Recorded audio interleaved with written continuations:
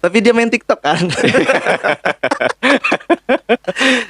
Bisa dikatakan sebagai generasi alpha, mengakses Bukan Indo, Alpha. Alpha Indomaret sih. Jadi jiwa santri itu harus kreatif. Karena kiai tidak mungkin diarahkan, tidak mungkin kita ajari. Betul. Faktanya kita juga terikat dengan umur. Bila mana seorang kiai ini meninggal dunia, bagaimana kita akan mengetahui kiprahnya? Anda hanya bisa nyinyir waktu itu kan, bahwa Kiai Haji Humaydi Hambali ini kan seorang tokoh legend Qori internasional.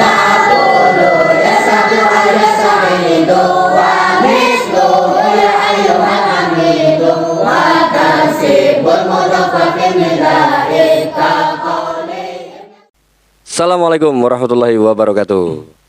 Waalaikumsalam warahmatullahi wabarakatuh. Ya, terima kasih dijawab karena saya yakin juga yang nonton gak banyak ya. Jadi sudah mewakili jawaban dari para jamaah.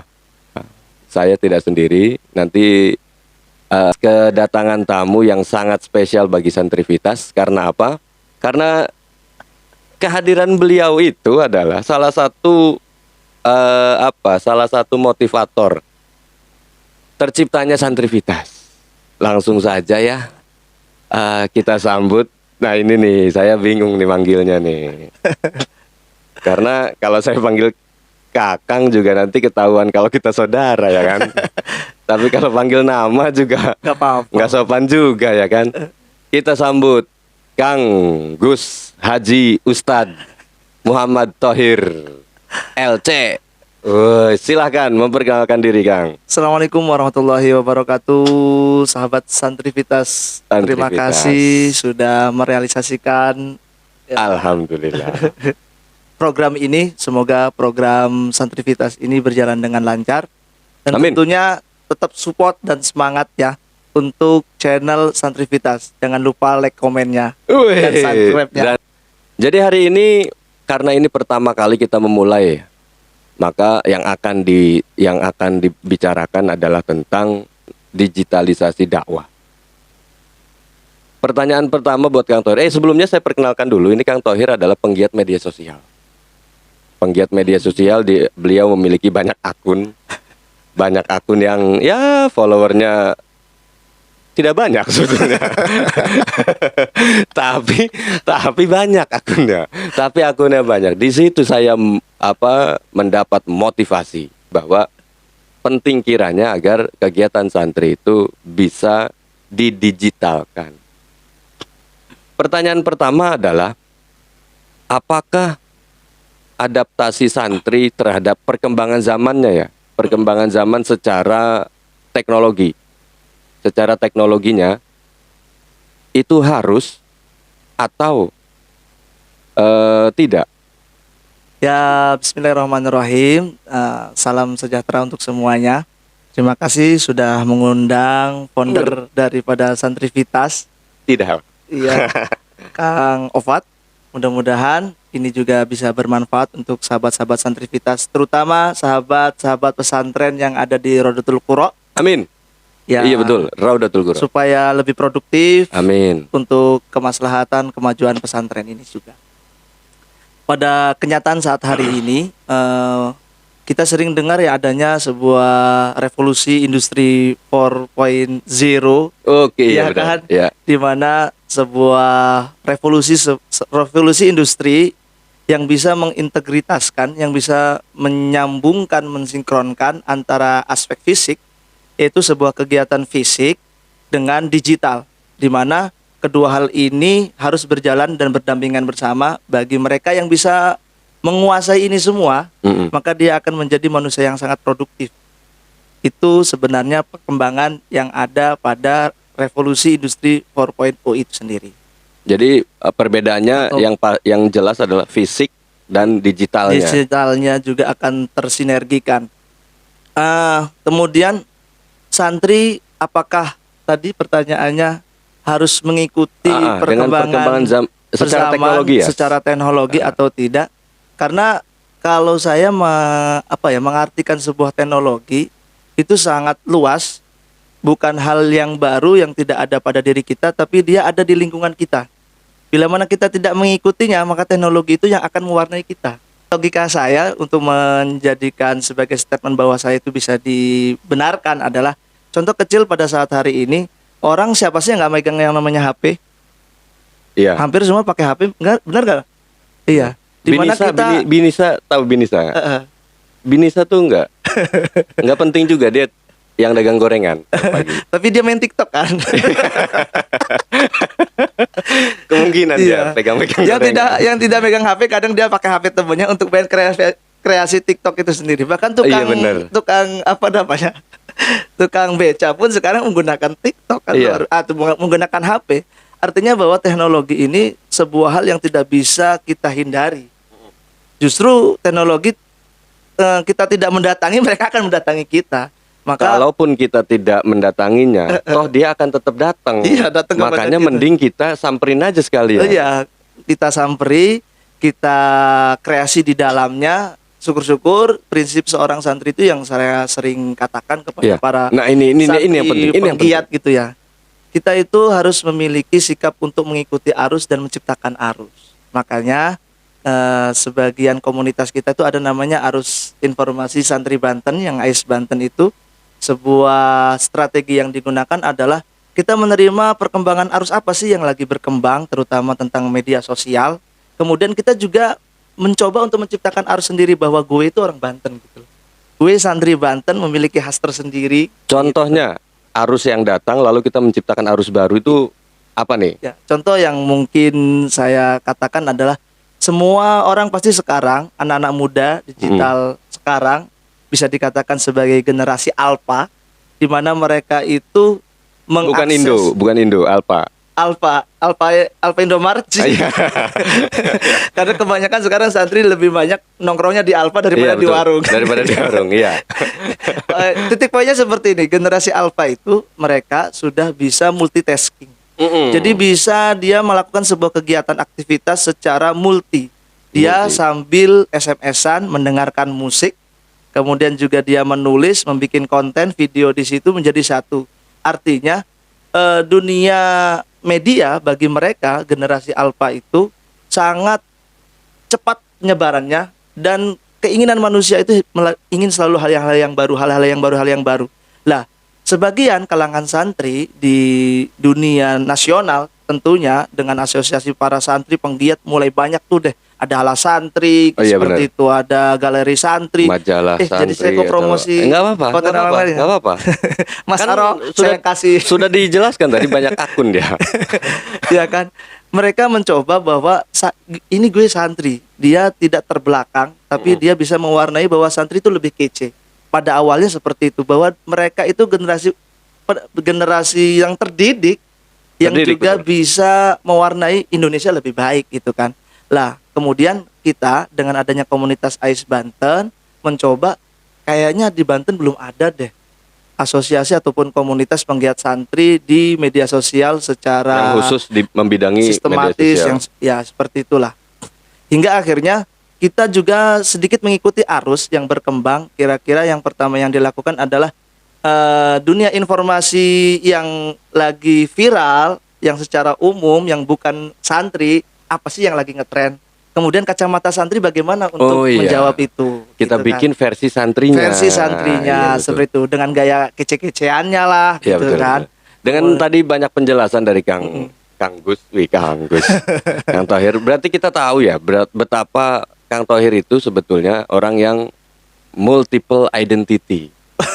Artinya beridentitas banyak gitu. Jadi satu sisi beliau itu memang penggiat sosial pasti.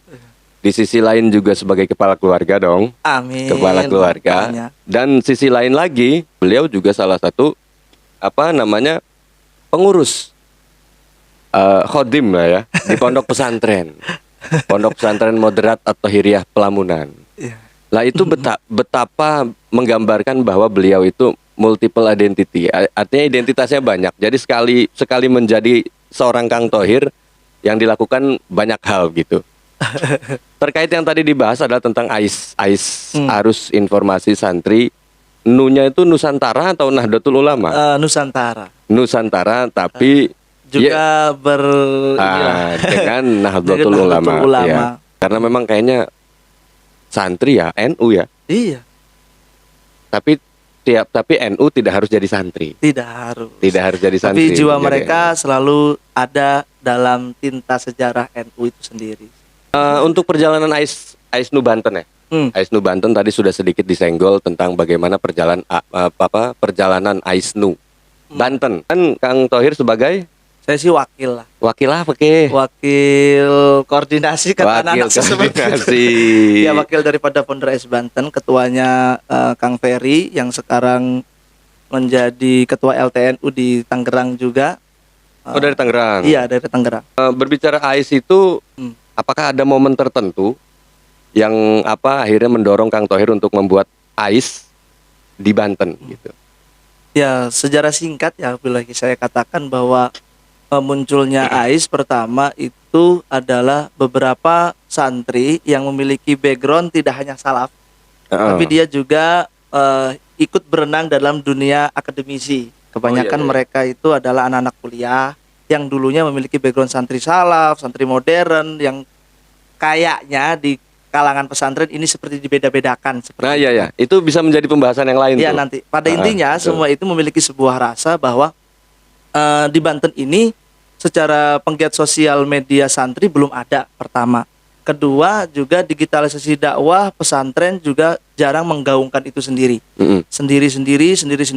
Gimana sih kalau seandainya kita memiliki sebuah wadah untuk bisa saling berbagi informasi, pengalaman, perkembangan pesantren di Banten. Khususnya di Banten ya, Khususnya karena di Banten. kayaknya kalau di daerah Jawa segitu udah lama berjalan ya. Iya. Pada intinya sebelumnya saya masuk itu sebenarnya sudah ada ketua yang dilantik sebelumnya, ada Kang Baliat orangnya, kemudian dia merekrut saya pada saat hari itu ikut mengantar teman saya yang ngisi di Pondok Pesantren At-Thohiriyah. Kang, bagaimana kalau misal ikut AIS Banten? Emang apa sih visi misinya digitalisasi dakwah Banten? Coba deh lihat ininya, visi misinya dan bagaimana target utamanya. Oh, ternyata bagus bagi saya. Kenapa sangat bagus?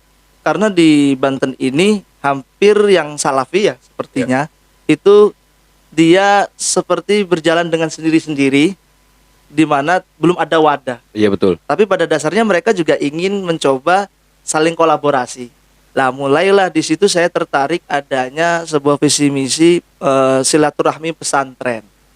Waktu itu saya dijadikan sebagai ketua masalah ke bidang kepesantrenan dalam penggiat sosial. Jadi saya turba tuh dari pesantren satu sampai pesantren tur emang tur untuk minta izin, kemudian juga meminta pesantrennya untuk memiliki admin ofisial pesantren, dengan memberikan pentingnya sekarang kiprah santri memiliki admin ofisial, karena pada faktanya apalagi saat hari ini kita ada yang namanya kebijakan new normal, COVID-19 gitu kan ya. Itu baru terasa tuh. Itu baru sangat terasa sekali. Padahal bahwa, waktu itu belum ada COVID ya. Iya, itu sangat terasa sekali bahwa dakwah digital itu menjadikan kita lebih praktis, kemudian juga gaung dakwah kita akan mudah diterima, jejak digital akan selalu ada ketika kita sebelum tidur minimal akan dilihat itu sendiri. Iya. Ini sebuah tren yang di sebagian masyarakat, sebagian kalangan pesantren ketika dia mengambil sebuah transfer keilmuan, mereka kan selalu mengabadikan yang namanya tulisan coretan. Tulisan coretan ya. Kemudian makna secara talaki. Itu memang wajib bagi kita. Tapi mengapa kita sebagai santri kreatif? Jadi jiwa santri itu harus kreatif. Karena kiai tidak mungkin diarahkan, tidak mungkin kita ajari kembali, tapi kita sebagai santri harus bisa. Nggak mungkin juga Pak Kiainya minta tolong rekam saya. Nggak mungkin dong gitu kan. Padahal itu merupakan media untuk lebih melengkapi keilmuan yang ada. Iya, betul. Faktanya kita juga terikat dengan umur. Bila mana seorang kiai ini meninggal dunia, bagaimana kita akan mengetahui kiprahnya kalau tidak dilakukan dengan jejak digital? Allahu Akbar, betul. Itu terasa sekali di pesantren kita, di Raudatul Quro. Boleh ngerokok nggak sih, Mas? Boleh. Boleh. NU tuh boleh ngerokok. Satu fakta bahwa orang tua kami tuh meninggalkan kita tuh di usia yang masih muda lah ya. Dan di zaman beliau hidup itu tidak banyak dokumentasi digital. Akhirnya yang sekarang beredar adalah dokumentasi lama. Jadi almarhum orang tua kami, Abi Kiai Haji Humedi Hambali, alangkah sayangnya ketika itu memang digital belum begitu merebak, sehingga kita tidak punya arsip kenang-kenangan yang bisa kita akses. Ya walaupun ada, cuma tidak sebanyak yang bisa dilakukan saat ini. Iya. Ya itu juga perlu modal bahwa santri itu harus kreatif bagi saya. Iya betul. Karena santri yang sukses di sepanjang jarah ada torehan santri itu mereka yang kreatif. Bahasa sekarang kreatif. Kalau bahasa dulu orang itu, dulu entah apa. khidmahnya yang luar biasa untuk kemaslahatan pesantren. Gitu. Untuk masuk. Iya. Bahkan saya memberikan versi baru bahwa Kiai Haji Wahab Hasbullah sebagai jejak perjuangannya NU, sebenarnya beliau juga sebagai santri yang sangat kreatif mengangkat Mbah Hasyim Asy'ari ke kalangan nasional. Seperti itu. Ceritakan. Ya karena menurut saya beliau memang juga memiliki ikatan sanad keilmuan dengan Mbah Hasyim Asy'ari. Beliau juga merupakan tokoh santri pergerakan yang bisa melihat berbagai macam problematika kacamata pandangan masyarakat pada zaman penjajahan pada saat hari itu, kemudian jejaring keilmuan bagaimana pada saat hari itu, dan dia menemukan bahwa sosok Mbah Hasyim Asy'ari ini bisa memberikan formulasi baru untuk syiar Islam, syiar keilmuan santri di zamannya pada saat hari itu. Ya. Iya. Mungkin waktu itu kalau sudah ada TikTok juga mungkin akan digunakan. Udah pakai digunakan. Mungkin kalau bahasa guyonannya ya resolusi jihad mungkin pakai TikTok. Iya benar, mengajak ya kan bikin yel-yel. Ya, gitu kan kira-kira. Jalal Waton pasti itu terkenal tuh di TikTok. Dan tahukah Anda pada saat hari itu menggunakan media suara kan? Radio yang digunakan oleh Bung Tomo. Hasil restu yang dilakukan oleh Mbah Hasyim Asy'ari, dan Mbah Hasyim Asy'ari juga tidak serta-merta Bung Tomo bertemu dengan Mbah Hasyim Asy'ari secara langsung, tidak. Ada penghubung di sini. Nah, penghubung ini adalah santri. Itu yang disebut proses kreatif. Proses kreatif bagi si kita. Santri. Iya, sangat kreatif itu zaman itu. Lah, sekarang pertanyaannya, seberapa kreatif kita dalam melihat kacamata perkembangan zaman yang begitu pesat? Kalau saya katakan zaman saat ini itu adalah potatulity, di mana sebuah kondisi perubahan yang terjadi pada saat hari ini sangat begitu cepat. Contoh kecil, kita beli HP pada saat hari ini. Mungkin HP saya adalah Oppo F1 ya. F1. Singkat cerita 3 bulan lagi akan muncul lagi varian baru, kemudian F2. fitur yang baru dengan lebih lengkap dan seterusnya. Dengan harga yang lebih murah kan? Dengan harga yang lebih murah. Ya bayangkan dengan perkembangan teknologi yang begitu cepat, sadar tidak sadar kita akan terpengaruh seperti yang logika kita katakan tadi.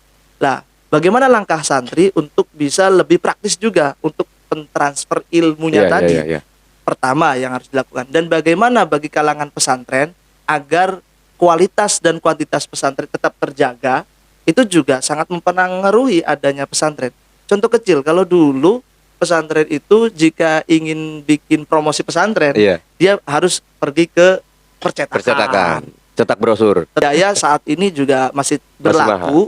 Kemudian dengan biaya bisa 6.500.000 untuk 1.000 eksemplarnya gitu kan. Bayangkan dengan hanya menggunakan HP, menggunakan Facebook, penyebaran bisa lebih luas. Penyebaran lebih luas dengan harga yang lebih mudah dan praktis. Dan tenaga yang tidak begitu banyak. Terus apakah ini tidak diperbolehkan? Sangat diperbolehkan. Logika Anda sangat keliru sekali. Mengapa Anda yang bagian mahal mau, yang lebih murah tidak mau? Kan itu kan pemikiran logika yang sangat terbalik.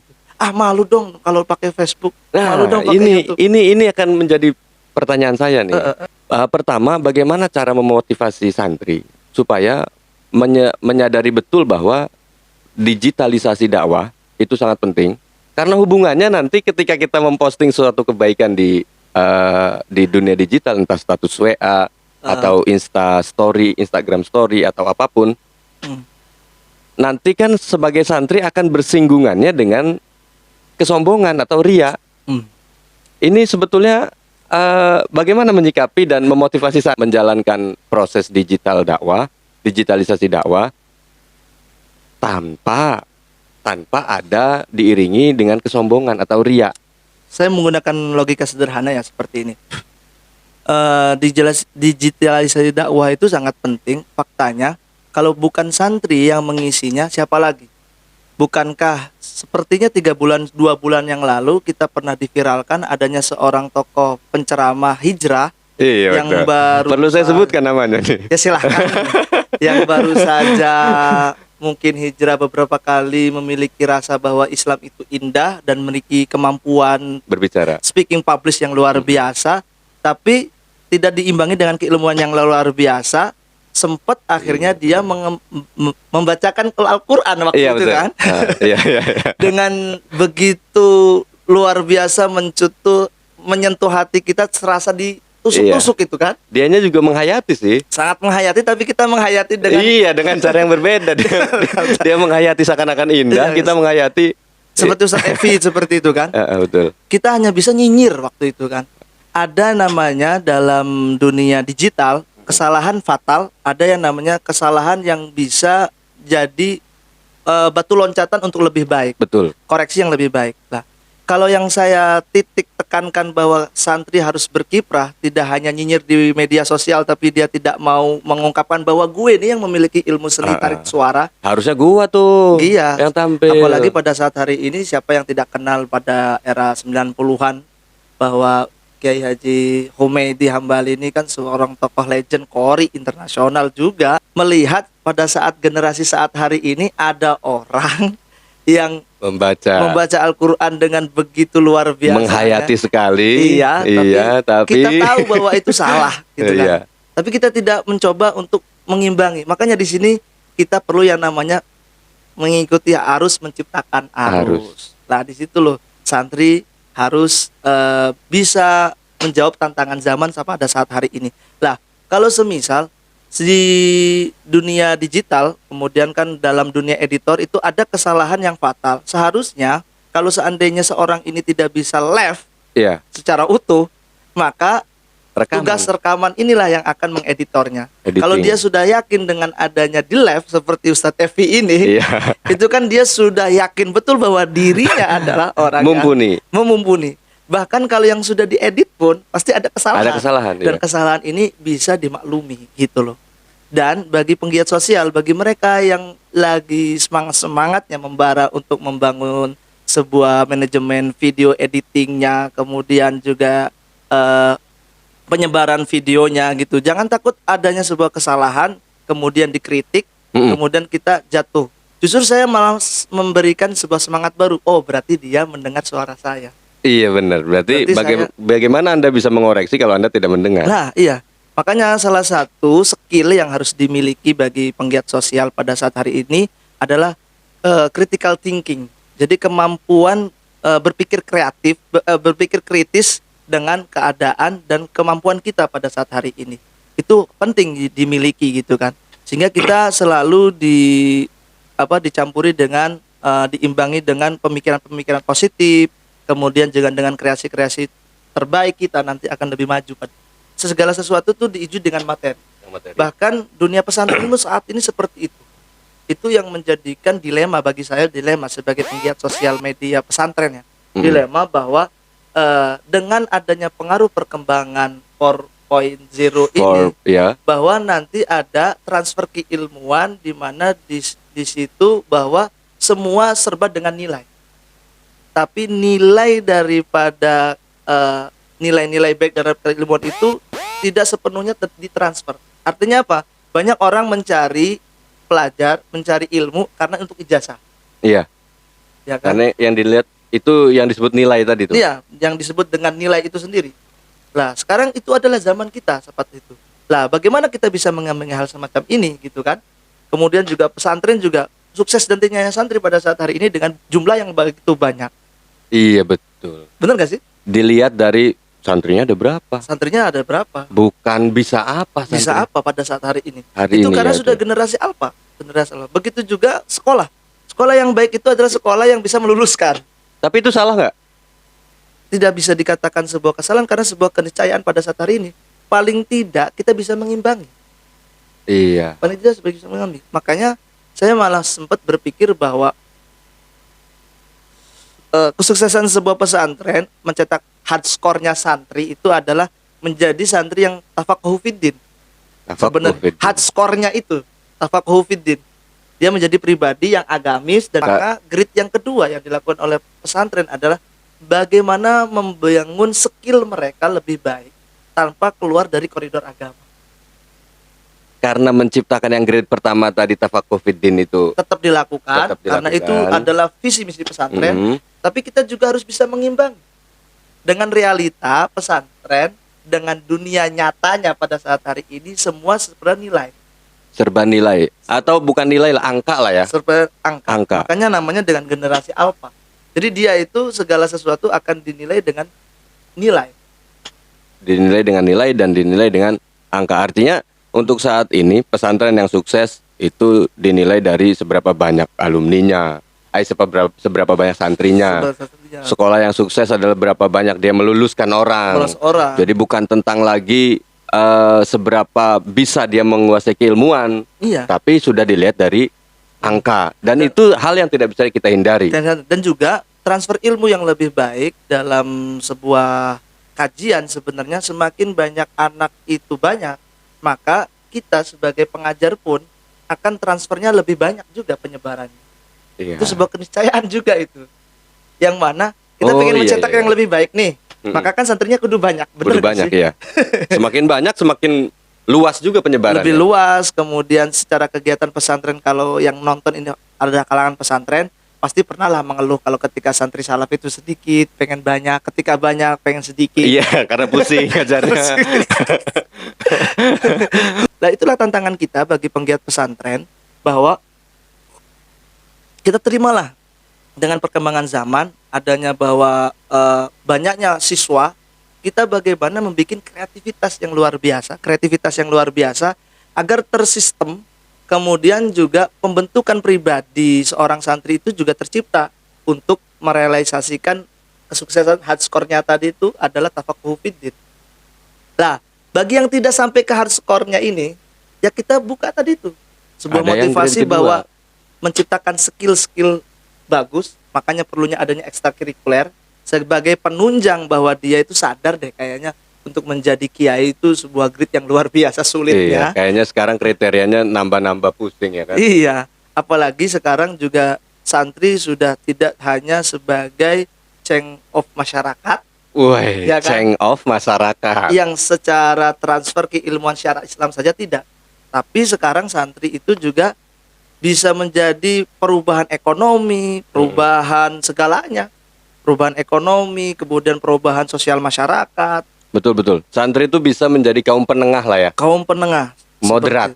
moderat. Umat wasato.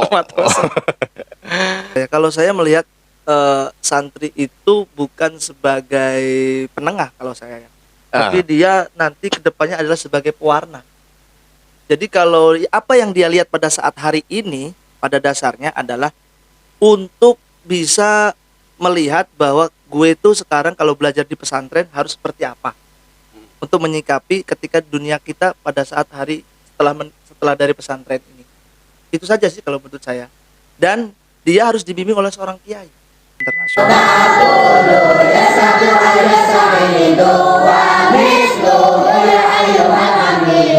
وتنسيب المضاف في النداء